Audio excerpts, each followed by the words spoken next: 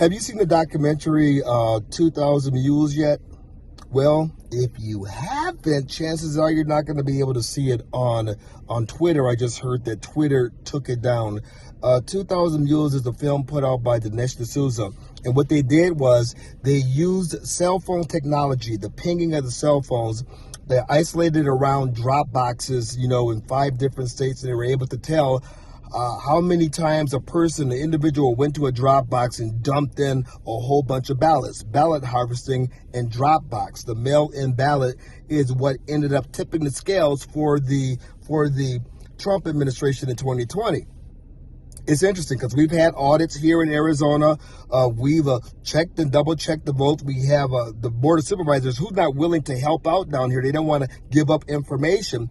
But what Dinesh D'Souza did, they used the same kind of technology that the FBI used on January 6th. Isn't that interesting? The FBI used cell phone technology, pinging technology, to figure out who was at January 6th. And then they went around the country as far away as Alaska to arrest people and bring them in for questioning.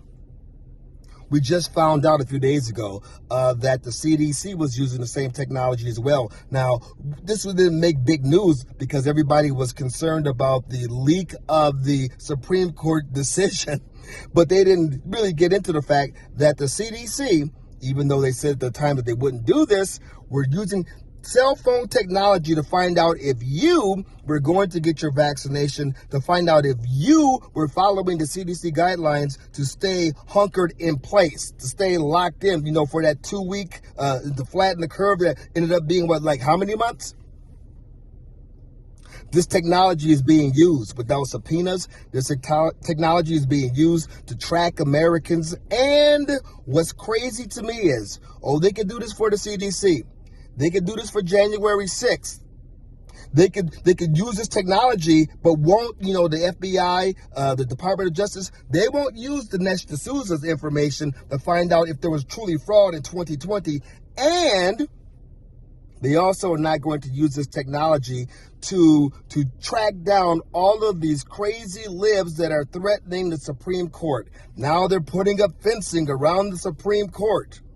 Now we're being told that the Supreme Court has been warned because their lives might be in danger because of the radical, unhinged left that has decided that they're going to interfere with the workings of the Supreme Court, that they are going to have an insurrection. They're calling for insurrection. They're calling for blood in the street. Where's the FBI? Where are the Democrats? The Democrats don't even care. The Democrats don't care. They haven't said a word about the leak, the first of its kind in the Supreme Court, where an actual decision was leaked. They have no opinion. Biden has no opinion. Press Secretary Jen Psaki has nothing to say about it. We're living in lawlessness. It's 1984. You just didn't know it.